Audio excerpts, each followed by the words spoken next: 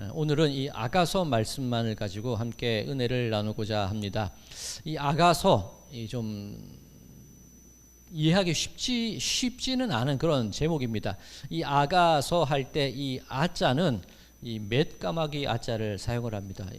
왜 그런 또 다른 뜻이 무엇이냐면 아름답다, 뭐 우아하다, 막 그런 뜻을 가지고 있는 이 단어가 아가서의 아자입니다. 맷까마귀 제가 아무리 찾아봐도 찾을 수가 없어요. 이게 한자 사전을 찾아보니까 그 맷까마귀 우는 소리가 예뻐서 굉장히 좋아서 그렇게 한자가 형성되었다 그런 얘기도 있는데 찾아보지는 못했고 어쨌든 우아하다, 아름답다 그런 의미를 가지고 있습니다. 우리나라 그 궁중음악을 무엇이라고 말하는지 아십니까? 궁중음악의 여러 장르 가운데 그죠? 악할 때 쓰는 그 아자가 바로 이 아가서의 아자입니다. 이 아름다운 음악, 왕궁에서 궁중에서 쓰여진 음악 그런 의미를 가지고 있습니다. 이 영어로는 Song of Songs라고 해서 모든 노래 중에 이 노래 가운데 이 으뜸인 노래 그런 뜻을 가지고 있습니다. 히브리어로는 쉬를 이 하시림이라고 해서 이 역시 노래 중에 노래라는 뜻입니다. 즉 아가서 하면 우리가 너무 좀 이렇게 많이 관심을 갖지 않았던 본문이기는 한데 그 뜻이 히브리어도 그렇고 영어도 그렇고 우리가 사용하는 우리 한자어도 그렇고 노래 중에 노래, 아름다운 노래, 우아한 노래, 궁중에서 불려지는 노래 그런 뜻을 가지고 있는 것이 아가서의 뜻입니다. 그럼 이 아가서 1장 1절이 어떻게 시작이 되냐면 솔로몬의 아가라 그렇게 되어 있습니다. 즉 솔로몬 왕이 지은 노래 중에 노래, 솔로몬 왕이 지은 우아한 노래, 솔로몬 왕이 지은 아름다운 노래 그것이 아가서라고 할 수가 있습니다. 이 아가서의 내용들을 한번 쭉 읽어보면 남녀간의 사랑의 이야기로 가득 채워져 있습니다. 오늘 우리가 읽은 부분만 하더라도 좀 이렇게 뭐라 그럴까요? 애틋한 사랑, 좀 낯뜨거운 그죠? 낯간지러운 사랑 그런 고백들이 나와 있습니다. 아가서를 묵상하다 보면 조금 이렇게 뜨거운 이야기도 있어요. 이 남녀간에 이루어질 수 있는 지금 우리가 사용하는 표현은 아니지만 그 당시의 기준으로 볼 때 그 인용하는 뭐 어떤 예라든가 그런 것들이 뭐 나의 사슴 같고 노루 같고 뭐 그런 좀 이렇게 간지러운 표현들이 있어요. 그러니까 남자와 여자 사이에 애틋한 사랑의 이야기들 그런 것들이 채워져 있는 것이 아가서입니다. 이 아가서의 흐름을 쭉 살펴보면 이 남성이 이 여성한테 고백을 해요. 반해요. 정말 아름다운 여인이구나. 그 여인도 화답을 하죠. 네, 남자요. 그러니까 둘 사이에 이렇게 애틋한 사랑의 이야기가 오가고 서로 찾아 헤맵니다. 그리고 이 결혼식으로 이해될 수 있는 그런 예식도 있고요. 그리고 그 이후에 어떤 갈등도 있어요. 이 여성이 이렇게 막 그 남성과 좀 이렇게 갈등이 있어서 내 마음에 사랑 때문에 병이 났어 그런 고백도 있습니다. 그 모든 과정들을 지나서 갈등이 봉합되어지고 함께 만들어 나가는 그런 아름다운 이야기들로 채워져 있는 것이 이 아가서의 주요 내용입니다. 그런데 좀 이상하지 않습니까? 이 성경에 남녀 간의 뜨거운 사랑의 이야기가 들어있고 이 아가서를 읽다 보시면 어떤 이 종교적인 것이라고 생각될 수 있는 건 없어요. 하나님이란 단어도 안 나오고 그래서 이 아가서를 가지고 이 정경, 이 66경의 성경을 만들 때 이것이 정경에 포함되어야 되나 되지 않아야 되나 그런 논쟁도 활발했던 것이 아가서입니다. 그래서 그럴 것이 하나님에 대한 얘기도 없고 남녀 간의 사랑 이야기로만 가득 차 있으니까 이것이 성경에 들어가도 될까 그런 논의들도 있었습니다. 그런데 이 아가서를 해석할 때 제가 앞서 아가서의 흐름을 쭉 말씀을 드렸는데 이것을 이스라엘과 하나님의 관계로 해석하는 것이 보통입니다. 전통적으로도 그렇고요. 보통 이 출애굽할 때 하나님께서 이스라엘 백성을 선택하셔서 내 백성이야 그렇게 저들을 택하시고 시내산에서 언약을 맺으시고 그리고 이스라엘 백성들의 어떤 죄악으로 인해서 갈등이 생기고 그로 말미암아 바벨론 포로 시절을 지내고 그리고 다시 귀환해서 성전을 짓고 그런 과정들이 있잖아요. 그런 과정들이 이 아가서 이야기와 함께 똑같이 그 흐름이 이어갑니다. 그래서 이 700년, 800년, 900년 그때 해석된 해석으로는 이 이스라엘의 그런 역사와 아가서를 함께 묶어서 해설하는 그런 예도 있었고요. 그리고 실제로 이 유대인들 역시 이 아가서를 하나님과 선택된 백성들의 관계 그리고 신약 시대에서는 신랑 되신 예수님과 신부된 우리 교회와 성도의 관계 그렇게 해석을 하고 있습니다. 그래서 어떤 하나님의 이름도 나오지 않고 남자와 여자 간의 어떤 사랑의 이야기로 가득 채워져 있지만 이것은 우리 교회 그리스도인과 예수님의 관계, 성도들과 하나님의 관계로 이해를 하자. 그것이 보통 이 아가서의 큰 해석의 흐름이라고 할 수가 있습니다. 자, 이 아가서의 이 등장인물, 아가서에 나오는 주요 인물이 그냥 두 명이에요. 그리고 뭐 굳이 이 코러스를 넣는 이 예루살렘의 여인들도 있지만 주요 등장 인물을 따지자면 이 두 남녀가 나오는데 남자는 제가 이미 말씀을 드렸죠. 누구죠? 솔로몬이고요. 이 여성은 술람미 여인입니다. 이 술람미 여인, 이 아가서 6장에 한 번 나오기는 하는데 이 술람미 여인이 무엇을 뜻하는지는 많은 해석이 달라요.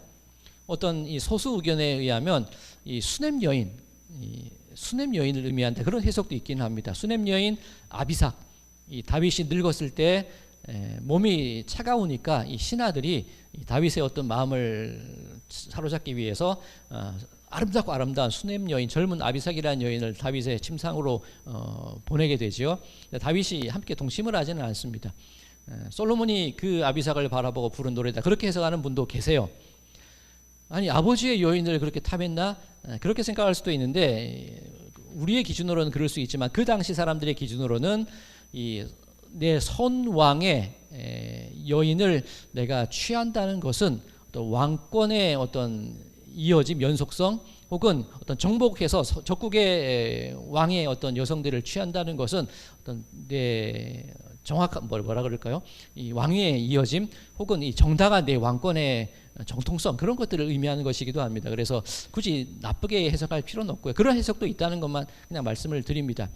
그런데 보통은 어떻게 해석을 하냐면 솔로몬, 히브리어는 자음으로만 읽어지죠. 시읒, 리을, 미음이죠. 술람미 어떻습니까? 시읒, 리을, 미음이에요. 같은 자음을 씁니다. 같은 어원에서 비롯됐다고 볼 수 있습니다. 샬롬이라는 어원에서 비롯되어 있는데 평강, 평화. 이 솔로몬의 이름 역시 평강, 평화를 의미합니다. 그리고 이 술람미라는 이 여성형 단어는 이 솔로몬의 이 평강, 평화에 호응하는 그런 단어로 이해될 수가 있습니다. 그러니 솔로몬이 평강을 얘기했다면 이 술람이라는 여인은 그 평강을 받아들이고 함께 평화를 나누는 사이 그렇게 이해를 하시면 될 겁니다. 즉 이 아가서를 통해서 이루어지는 것은 하나님과 우리 사이의 어떤 평강, 너희에게 평강이 있을지어다. 하나님이 주시는 평안을 통해서 우리 마음 가운데 기쁨을 누리는 그런 관계 그렇게 이해를 하시면 될 겁니다. 자 그런데 이 아가서 이 솔로몬이 지었다 그렇게 생각하고 이 아가서를 읽다 보면 좀 약간 아이러니한 부분도 없지 않아 있습니다. 앞서 제가 아가서의 흐름을 쭉 말씀드릴 때 둘 사이의 어떤 결혼의 예식을 의미하는 모습도 있고 둘 사이에 갈등도 있었다고 말씀을 드렸는데 이 갈등이 왜 일어났을까? 이 아가서 6장 8절에 보면 이런 부분이 있거든요. 아가서 6장 8절입니다. 왕비가 60명이요 후궁이 80명이요 시녀가 무수하되 내 비둘기 내 완전한 자는 하나뿐이로구나. 어떻습니까? 이 솔로몬 왕에게 솔로몬이 하는 얘기예요. 내가 왕비가 60명이고 후궁이 80명이 있어. 그런데 나는 너만 사랑해. 그렇게 얘기한다면 우리 여성분들 어떠시겠습니까? 이게 난 너만 사랑하는 건가요? 아니면 이 뭐 하자는 거예요? 그죠? 이게 이 일로 인해서 이 술람미 여인이 마음의 상처를 받았다. 그렇게 해석하는 분도 있기는 합니다. 어쨌든 이 솔로몬의 아이러니가 뭐냐면 나는 너만 사랑해. 술람미 너만 좋아해. 그렇게 말하고 있는데 자기 입으로 왕비가 60명이에요. 후궁이 80명이었어. 그런데 너만 사랑해. 이렇게 말하는 게 참 좀 아이러니이긴 합니다. 그런데 열왕기상에 보면 솔로몬의 후궁이 몇 명이라고 되어 있죠? 700명입니다. 그리고 첩이 300명이에요. 이 1000명의 여인을 거느린 사람이 솔로몬이었다고 얘기되어지거든요. 그러니까 아마 이 80명, 60명 얘기할 때는 비교적 솔로몬 통치 초기였을 거다. 그죠? 아직은 여성이 계속 늘어나는 좀 표현이 이상합니다. 이 여성이 늘어나는 상태 속에서 솔로몬이 그 사이에 술람미 여인을 보고 반한 그런 이야기로 읽혀질 수도 있습니다. 이 아이러니라고 말씀을 드리는 게 너밖에 없어라고 말하면서 그렇게 여인을 많이 취했거든요. 자, 여기서 우리가 얻어야 될 교훈이 무엇이냐면 이 오늘 아가서에서 표현되는 어떤 왕 그리고 이 남성의 이미지는 예수님의 이미지와도 같아질 수 있습니다. 굳이 해석을 하자면 수많은 세상의 여인들이 많이 있지만, 수많은 세상의 사람들이 있지만 예수님은 누구만 바라본다는 거예요. 우리만 바라본다는 거예요. 예수님의 신부된 백성들 교회 우리만 바라보신다는 거예요.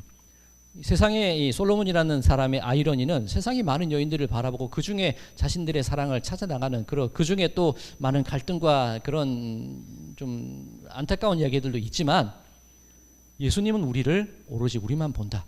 그 의미로 이 아가서를 받아들일 수 있다는 얘기입니다. 이 이야기와 좀 덧붙여서 열왕기상 11장 3절에 보면 이 솔로몬의 말년의 이야기가 나오는데, 열왕기상 11장 2절 이후부터 제가 읽어드리겠습니다. 여호와께서 일찍이 이 여러 백성에 대하여 이스라엘 자손에게 말씀하시기를 너희는 그들과 서로 통혼하지 말며 그들도 너희와 서로 통혼하게 하지 말라. 그들이 반드시 너희의 마음을 돌려 그들의 신들을 따르게 하리라 하셨으나 솔로몬이 그들을 사랑하였더라. 왕은 후궁이 700명이요 첩이 300명이라. 그의 여인들이 왕의 마음을 돌아서게 하였더라. 솔로몬의 나이가 많을 때에 그의 여인들이 그의 마음을 돌려 다른 신들을 따르게 하였으므로 왕의 마음이 그의 아버지 다윗의 마음과 같지 아니하여 그의 하나님 여호와 앞에 온전하지 못하였으니. 이게 우리 인생의 아이러니라는 거예요. 하나님은 너만 바라보겠어, 너도 나만 바라봐, 그렇게 말씀을 하셨는데 솔로몬의 그 눈이, 마음이 다른 곳을 향하게 되었다. 우리들이 주의해야 될 교훈이 이것이겠죠. 우리들의 마음 오로지 하나님을 향한 예수님을 향한 그 사랑의 고백과 그 마음만을 우리가 가져야 할 것이다. 이것이 아가서를 통해서 본, 솔로몬의 아이러니를 통해서 본 우리에게 주시는 교훈, 그렇게 생각할 수가 있을 겁니다. 자, 그렇다면 이 솔로몬의 이런 모습들 우리가 또 어떻게 해석을 할 수가 있냐면, 성경에 솔로몬이 지은 저작들이 있습니다. 어떤 것이 있죠? 솔로몬의 잠언, 그리고 솔로몬의 전도서, 아까 솔로몬의 시도 있지만 보통 이 솔로몬 저작으로만 치자면 잠언, 전도서, 아가서, 그렇게 생각을 합니다. 이 유대 랍비 중에 이 아가서를 지성소에 비유하는 분이 계세요. 이 유대 랍비, 제가 이름이 기억이 나지 않는데 1세기 랍비 중에 아가서는 성경의 지성소다, 그렇게 말하는 분이 계십니다. 자, 솔로몬의 저작 중에 그 잠언이 어떤 내용이죠? 잠언의 주제가 무엇입니까? 지혜. 하나님을 사랑하는 것이 모든 지혜의 근본이다. 잠언의 시작은 지혜로 시작이 됩니다. 전도서의 주요 내용은 무엇인가요?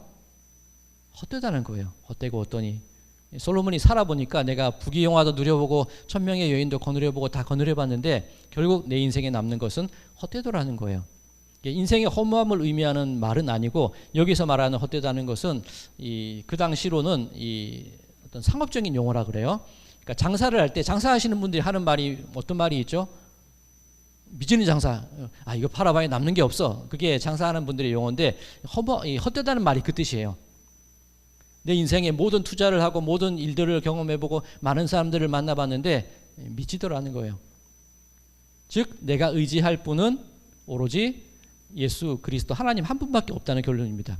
그래서 이 잠언에서 세상의 지혜를 찾아봤고 하나님을 사랑하는 지혜를 찾아봤는데 내가 그 모든 지혜들 가운데 여러 삶들을 살아보고 내 아이러니도 발견했는데 헛된 내 모습을 발견하게 됩니다. 그리고 결국 내가 찾아가야 될 곳은 어디냐?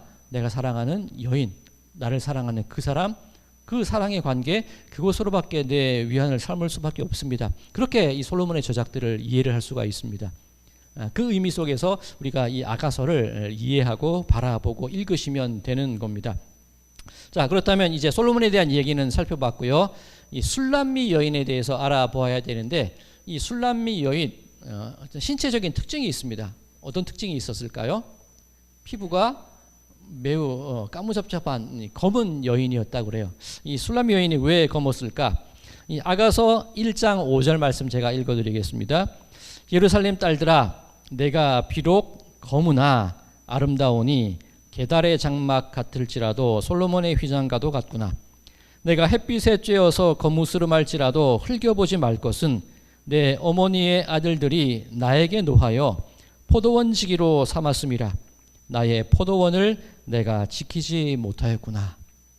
이것이 어떤 해석이냐면 이 술람 여인이 원래 이 검었던 여인은 아니었다는 거예요. 이 아름다운 여인이었는데 내가 비록 검은데 햇볕에 쬐어서 검어졌다는 거예요. 내가 포도원을 돌봐야 되는데 내 어머니의 아들들 누구죠? 내 오라버니들이 나를 시켜서 자기들 포도원을 가꾸게 했다는 거예요. 그러니까 내 오라버니들이 나에게 윽박지르고 나에게 화를 내어서 자기들 포도원을 가꾸게 해서 나는 내 포도원을 가꾸지 못했다는 거예요. 그러다 보니 그 태양볕에서 일하고 포도원을 가꾸다 보니 나는 검게 그을리고 타버렸다는 겁니다. 그래서 내 피부가 검어졌다. 그렇게 얘기를 하고 있습니다.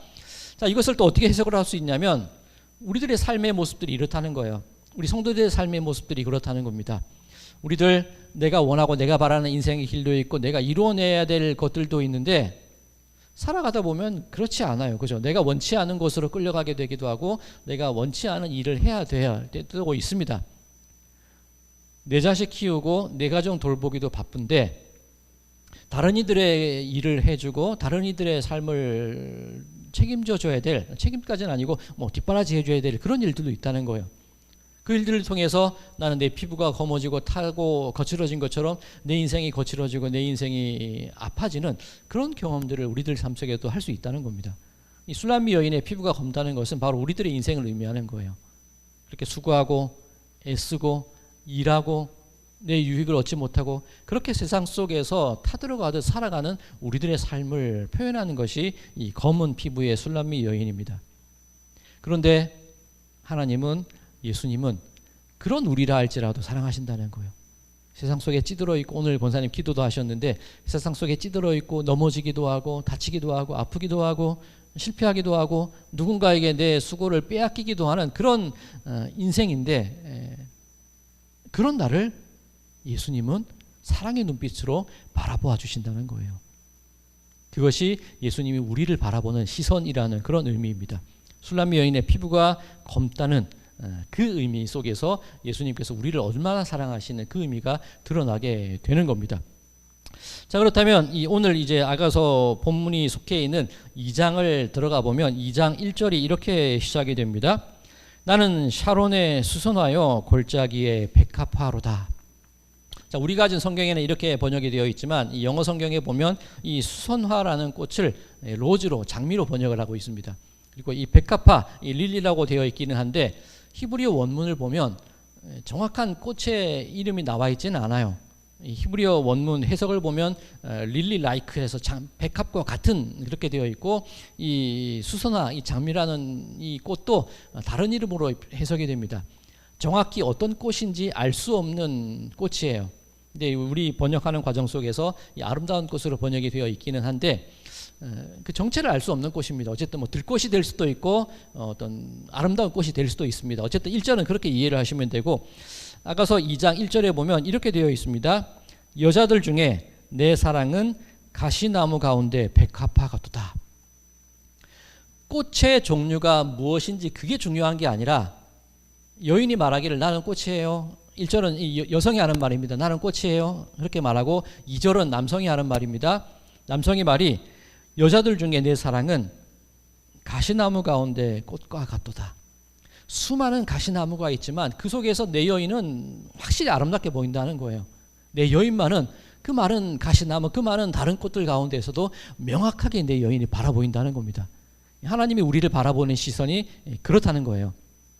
아주 오래전 얘기긴 한데 저희 둘째 아이 유치원 때 저도 가끔 아이랑 그런 얘기를 하는데 아빠 참여 수업이 있습니다. 아빠 참여 수업 가면 여러 가지 게임을 하기도 하고 경기를 하기도 하는데 제가 가장 긴장하고 좀 두려웠던 게임이 무엇이었냐면 이렇게 칸막이를 해놓고 구멍을 이렇게 뚫어놔요.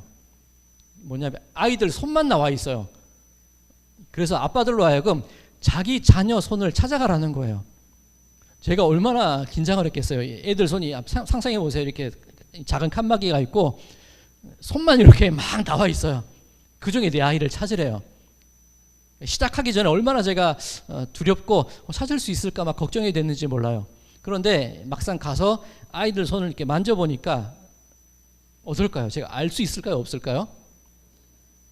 알아요. 아이 손을 만져보니까 얘는 아니고 얘는 아니고 맞아요. 내 아이의 손이 정확히 누구인지 알겠더라고요. 그러니까 제가 이 아이의 손을 붙잡고 있는데 어떤 아빠 한 명이, 다른 분들은 다 자기 아이들 손을 잡고 있습니다. 어떤 아빠 한 명만 굳이 제 아이 손을 붙잡고 있는 거예요.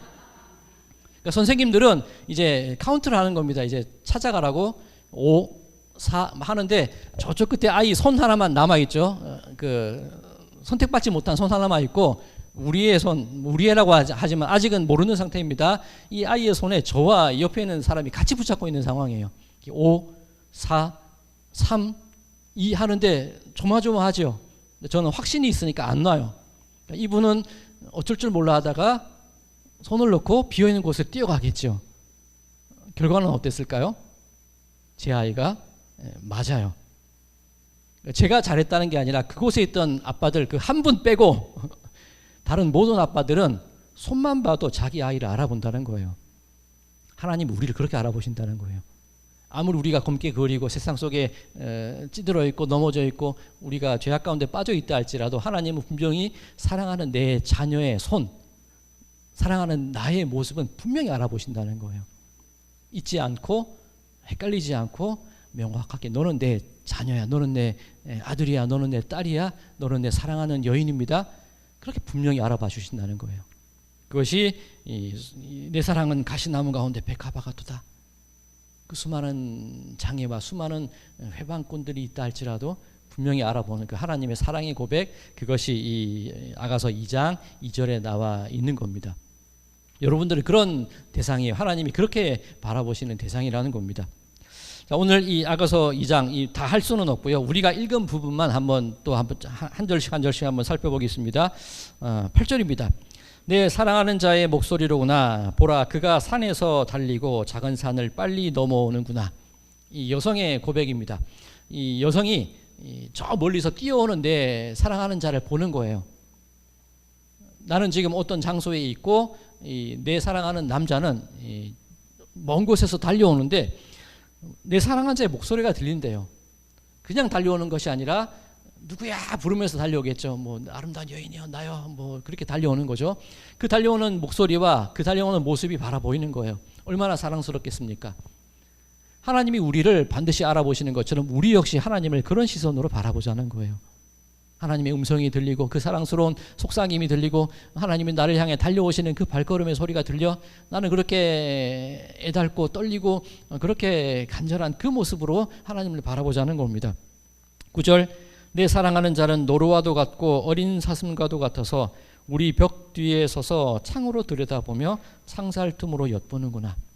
아직은 이 2절에 나와 있는 모습을 보면 어떤 여인이 이 어떤 방이나 어떤 공간 속에 들어있는 것 같아요. 그리고 창을 통해서 그 내가 다가오는 그 남자를 바라보는 겁니다. 그런데 그를 바라볼 때 노루와 같고 어린 사슴과 같고 우리로 보면 표현이 조금 유치할 수 있겠지만 그 당시 표현으로 보면 얼마나 아름다운 표현이겠어요. 그 매끈한 노루, 그 아름다운 사슴, 그렇게 서로를 애틋하게 바라보는 겁니다. 10절, 나의 사랑하는 자가 내게 말하여 이르기를. 그렇게 달려오는 그 남자가 나에게 속삭이는 겁니다. 나의 사랑, 내 어여쁜 자여 일어나서 함께 가자. 오늘 설교의 제목이기도 합니다. 내 사랑하는 자여, 내 어여쁜 자여. 하나님이 우리를 바라보시는 기본적인 시선이 그렇다는 겁니다. 자, 하나님이 우리를 바라보실 때 또는 우리가 신앙생활을 해갈 때 무엇으로부터 우리들의 신앙이 시작되어야 될까 명확히 보여주는 부분이라고 저는 생각을 해요. 많은 분들 가운데 내 구원에 대한 확신이 없어서 두려움 가운데 살아가는 분들이 계십니다. 루터 또한 그랬었습니다. 내가 이렇게 죄가 많은데, 내가 이렇게 부족한데 내가 어떻게 살아갈 수 있을까? 나는 구원을 받았나? 그런 두려움 속에서, 구원의 확신이 없는 삶 속에서 매일매일 두려움 가운데 빠져 살아가는 사람들이 있습니다. 물론 우리들이 죄인이고 연약한 사람들인 것은 맞습니다. 그런데 날마다 내 죄 때문에 나는 어떻게 해야 돼? 매일 이렇게 죄 속에 빠질 수밖에 없어. 벌 받지 않을까? 하나님은 진노하시지 않을까? 그 두려움 가운데 살아가는 사람들이 있는데 하나님은 내 죄, 내 두려움, 내 진노, 그것이 하나님의 원래의 마음은 아니라는 거예요. 물론 이스라엘의 역사 속에서 하나님이 징계하시고 진노하신 날도 있었지만 하나님의 근본적인 마음, 우리를 향한 근본적인 마음이 무엇이라는 겁니까? 나의 사랑, 내 어여쁜 자여. 때로는 그 사랑이 어긋나서 때로는 질투하는 마음으로, 때로는 나를 향하지 않는 그 마음을 바라보면서 화를 낼 때도 있지만 가장 근본적인 것은 내 사랑하는 자요, 내 어여쁜 자요, 그 마음이라는 거예요. 그럼 우리들이 신앙생활을 해 나갈 때 가장 우리 신앙의 출발점이 무엇이어야 되냐면 두려움, 공포, 그것이 아니라 나를 사랑의 눈으로 바라보시는 나의 사랑하는 자요, 내 어여쁜 자요라고 부르시는 그 하나님을 바라보는 사랑하는 자의 시선, 이 술람미 여인의 시선, 평강을 얻기 원하는 시선, 내 손을 잡아주기 원하고 나를 알아봐 주시는 그분을 바라보는 그 시선으로 우리들의 신앙이 시작되어야 한다는 겁니다. 어떤 모습으로 신앙을 시작하였느냐에 따라서 우리들의 삶의 모습은 달라질 수밖에 없어요. 두려움으로, 날마다 근심으로, 걱정으로 시작하느냐, 아니면 눈을 뜨는 순간 내 하루는 어려울 수도 있겠지만 내 하루는 타버린 피부에 거친 술람미 여인처럼 그런 삶을 살아갈 수도 있겠지만 나의 삶의 기본은 나를 사랑해 주시는 그분을 향한 기쁨의 시작. 얼마나 아름다운 고백입니까? 노루와도 같고 어림 사슴과도 같아서 나를 부르는 그를 향한 나의 응답, 그것으로 우리들의 신앙의 생활과 삶의 시작이 된다면 똑같은 어려운 환경 속이라도 세상을 바라보는 눈은 달라질 수밖에 없다는 겁니다. 이것이 우리들의 신앙의 시선이 되어야 한다는 겁니다. 자, 계속해서 볼까요? 11절, 겨울도 지나고 비도 그쳤고. 자, 이스라엘의 어떤 농사에 대해서 설명을 드릴 때 한번 말씀드린 적이 있죠. 이스라엘은 여름에 파종하지 못하기 때문에 겨울에 파종을 합니다. 그죠? 가을비 내리고, 그리고 봄비가 내려서 수확을 합니다. 겨울도 지나고 비도 그쳤고. 어떤 의미입니까? 이제 수확의 계절이 다가온 거예요. 그죠? 이 봄비가 끝이 난 상황을 의미하는 겁니다. 12절, 지면에는 꽃이 피고 새가 노래할 때가 이르렀는데 비둘기의 소리가 우리 땅에 들리는구나. 무화과 나무에는 푸른 열매가 익었고 포도나무는 꽃을 피워 향기를 토하는구나. 배경이 어떻습니까?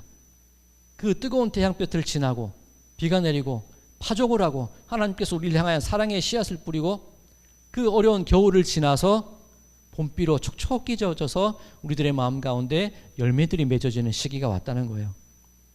하나님께서 우리에게 말씀을 주시고 은혜를 주시고 긍휼로 우리를 용서하시고 그 모든 시간들이 지나서 우리들의 마음 가운데 이 아름다운 이 포도나무, 아름다운 이 무화과 나무, 그 열매들이 맺어 나가기 시작하고 비둘기들이 노래하고 꽃이 피고 새가 노래하는 그 아름다운 시기가 지금 우리들의 삶에 다가왔다는 겁니다. 그런 수확의 계절, 그런 무르익는 계절, 그런 아름다울 계절 속에서 하나님은 나를 부르고 계시고 나는 그 하나님을 향하여 응답하고 있습니다. 이것이 아가서를 통해서 우리에게 주시는 하나님을 향한 사랑의 고백이 되어야 된다, 그 말씀이 되는 겁니다. 제가 가끔 이렇게 유행가나 트로트 가사를 가지고 설교를 할 때가 있어요. 다시 설명드리지만 다른 의미는 아니고 거룩의 모양을 가지고 거룩의 형식을 가지고 있을 때에는 거룩하기가 조금은 쉽습니다. 근데 제 소망은 거룩하지 않고 일상적인 말 속에서도 하나님의 거룩을 찾아나갈 수 있다면 얼마나 좋을까. 유행가를 부르고 트로트를 불러도 그 속에서, 그 가사 속에서 성경 구절이 떠오르고 그 속에서 하나님의 목소리가 들린다면 얼마나 좋을까. 그 바람으로 제가 이 유행가나 트로트를 가끔 인용을 하는 겁니다. 이 밑밥을 까는 게 또 저 인간이 또 그 유행가 부르려고 그러는 거라 그러시겠죠. 이 뉴진스 아십니까? 요즘 그룹인데 뉴진스 알면은 이 힙합 좀 젊으신 분들이에요. 우리 안명성님 뉴진스 아시죠? 뉴진스 어떤 노래 좋아하십니까? 좋아하는 것까지는 없으실 수 있어요. 제가 요즘 그 뉴진스 노래 자주 듣는 게 하이보이라는 게 있습니다. 하이보이라는 게 하이이 어떤 뜻일까 찾아보니까 이 하이맨이라고 해서 미국의 어떤 수거처럼 쓰이는 말인데 어떤 공연 전에 분위기를 띄워주는 사람 있잖아요. 그 연극할 때도 그런 분 있나요? 그죠? 이 본 공연에 들어가기 앞서서 그 분위기를 잡기 위해서 공연 전에 이렇게 개그를 하거나 재밌는 말을 해서 분위기를 업 시킨 다음에 그 본 공연이 시작되는데 그 사람을 하이맨이라고 그런대요. 그러니까 제가 이해하기로는 이 하이보이라는 것이 이렇게 나를 들뜨게 하고 기분 좋게 하고 나를 이렇게 흥겹게 하는 그런 존재, 그런 대상이 이 하이보이라고 저는 이해를 했습니다. 하이보이 중에 이 초반에 가사가 그런 게 있어요. 누가 내게 뭐라든 죄송합니다. 노래는 가급적 안 하려고 그러는데 누가 내게 원하든 남들이 뭐라 하든 그 중에 이 maybe you could be the one, maybe you could be the one이라는 그런 부분이 있습니다. 누가 나한테 뭐라 그러더라도 maybe you could be the one, 너는 그 사람이 될 수 있을 거야. 나를 기쁘게 하고 나를 흥분하게 하고 나를 즐겁게 할 수 있는 그 사람이 될 수 있을 거야. 그런 가사가 있습니다. 그런데 그 뒤에 이어지는 가사가 뭐냐면 나는 단지 즐거움을 위해서 너를 원하는 게 아니야. 그 바로 뒤 가사가 Maybe I could be the one 그렇게 되어 있어요. 처음에는 Maybe you could be the one인데 그 다음은 Maybe I could be one이라고 되어 있습니다. 너는 나를 기분 좋게 하고 너는 나를 행복하게 해줄 수 있을 거야. 그런데 나도 그럴 수 있어. 그 가사입니다. 그 가사를 들으면서 참 서로 알콩달콩하는 그 사랑의 속삭임들, 결혼하신 분들은 연애 시절에 그런 밀당 그런 거 있잖아요. 그런 게 떠오르는 가사입니다. 막 너무 애틋하고 너무 재밌어요. 산뜻해요. 그래서 이 뉴진스의 하이보이라는 노래를 요즘에 많이 듣는데 could be라는 또 영어 시간인데 could be라는 게 확실한 건 아니에요. 너도 그렇게 될 수 있어. 가능성을 말하는 단어입니다. 그런데 이 아가서를 쭉 묵상하다 보면 이 가능성이 아니라 확정적으로 얘기하는 부분이 있습니다. 이 아가서 2장 16절 오늘 이 본문에 보면 이 술람미 여인의 고백입니다. 내 사랑하는 자는 내게 속하였고 나는 그에게 속하였도다. 그가 백합화 가운데에서 양떼를 먹이는구나. 이 영어로 보니까 더 달콤해요. 영어로 보면 CV라는 성경에 보면 My darling, I'm yours and you are mine. 이게 우리 성경이라서 이렇게 거룩하게 번역이 되어 있는데 있는 그대로 말하면 자기야, 자기 내 거, 난 네 거 그 말인 거예요. 이 아가서 2장 16절 이 술람미의 고백이 이 아가서 내에서 3번이 반복이 됩니다. 이 후렴구처럼 이어지는 건데 지금 2장 16절 제가 다시 읽어드릴 테니까 들어보세요. 내 사랑하는 자는 내게 속하였고 나는 그에게 속하였도다. 자, 이런 구절이 하나 있습니다. 이 아가서 6장 3절에 보면 이 여인이 또다시 고백을 합니다. 나는 내 사랑하는 자에게 속하였고 내 사랑하는 자는 내게 속하였으며 그가 백합화 가운데에서 그 양떼를 먹이는도다. 조금 전에 읽어드렸던 아가서 2장 16절과 6장 3절 차이점이 느껴지십니까? 그 의미로 보면 같은 의미입니다만 이 한글로 번역될 때 제가 이 하이보이를 보면서 이 아가서 말씀을 보면서 참 이렇게 재밌는 부분이 느껴졌어요. 2장 16절 다시 읽어드릴게요. 내 사랑하는 자는 내게 속하였고 나는 그에게 속하였다. 누가 먼저입니까? 넌 내 거. 넌 내 거가 먼저고 그 다음에 난 네 거예요. 그러니까 네가 먼저 내 거가 돼야 된다. 그렇게 시작이 됩니다. 아가서 6장 3절은 나는 내 사랑하는 자에게 속하였고 내 사랑하는 자는 내게 속하였으며 어떻게 바뀝니까? 넌 내 거였다가 6장으로 갈수록 난 네 거로 바뀌어요. 이게 의미상으로는 같은데 이 한글 번역 속에서 재밌지 않나요? 넌 내 거야. 나 중심의 사랑이 이어지다가 시간이 지날수록 난 네 거. 나 중심이 아니라 너 중심의 사랑이 이어지는 거예요. 그런데 아가서 7장 10절에 보면 또 한 번 더 변화됩니다. 아가서 7장 10절입니다. 나는 내 사랑하는 자에게 속하였도다. 그가 나를 사모하는구나. 난 네 거 있는데 넌 내 거가 빠져요. 그죠? 이 흐름을 보면 넌 내 거였다가 난 네 거였다가 난 네 거고 넌 내 거였다가 결국은 난 네 거. 그 고백으로 흐름이 흘러가요. 이 한글 번역본이 참 제가 좀 좋게 여겨지는 게 뉴진스의 하이보이에서는 너는 될 수도 있어 나는 될 수도 있어 그런 밀당이었는지 모르겠지만 이 아가서의 고백은 결국은 나는 네 거야. 너에게 내 모든 것을 다 줄 수 있어. 사랑하는 그 여인의 고백으로 이어지고 있더라는 거죠. 우리들의 신앙의 모습이 이러면 좋지 않을까 그 바람으로 이런 말씀을 드립니다. 나는 하나님의 것입니다. 나는 예수님의 것입니다. 자, 예수님께서도 요한복음 17장에 이 같은 맥락의 말씀을 하십니다. 요한복음 17장 전체가 그런 내용인데 조금 길 수 있어도 요한복음 17장 24절부터 끝까지의 말씀을 제가 읽어드리겠습니다. 아버지여 내게 주신 자도 나 있는 곳에 나와 함께 있어 아버지께서 창세 전부터 나를 사랑하심으로 내게 주신 나의 영광을 그들로 보게 하시기를 원하옵나이다. 의로우신 아버지여 세상이 아버지를 알지 못하여도 나는 아버지를 알았사옵고 그들도 아버지께서 나를 보내신 줄 알았사옵나이다. 내가 아버지의 이름을 그들에게 알게 하였고 또 알게 하리니 이는 나를 사랑하신 사랑이 그들 안에 있고 나도 그들 안에 있게 하려 함이니라. 예수님의 마음이 보여요. 예수님도 우리를 향하여서 나도 그들 안에 있게 하려 함이라. 예수님은 우리를 향하여 말씀하시기를 나 네 거야. 그렇게 말씀해 주신다는 거예요. 이게 우리들의 신앙의 모습, 우리들의 신앙의 출발, 우리들의 삶의 모습이 이렇게 되면 참 좋겠다. 그 마음으로 오늘 이렇게 말씀을 준비해 봤습니다. 사랑하는 성도 여러분들, 예수님이 우리에게 고백하세요. 나 네 거야. 우리들은 뭐라고 고백을 해야 되죠? 아니야, 난 안 돼. 이런 죄를 저질렀고 나는 부족하고, 물론 그런 마음이 있긴 있습니다. 그런데 내가 해야 될 올바른 고백은 그래, 나도 네 거야. 바라긴 우리 성도님들의 삶 속에서 신앙의 모습, 삶의 모습들, 그렇게 예수님을 향한 사랑의 고백으로 여러분들의 삶을 한 번씩 채워나가 보시기 바랍니다. 그렇다면 세상이 조금 이렇게 좀 낭만적인 사람인지 몰라도 세상이 달라 보이지 않을까요? 똑같은 세상이라 할지라도 난 네 거라고 말하는 그분에게 나도 네 거야 라고 말할 수 있다면, 저도 예수님 것입니다 라고 말할 수 있다면 세상이 조금 더 아름다워 보이고 기쁘지 않을까요?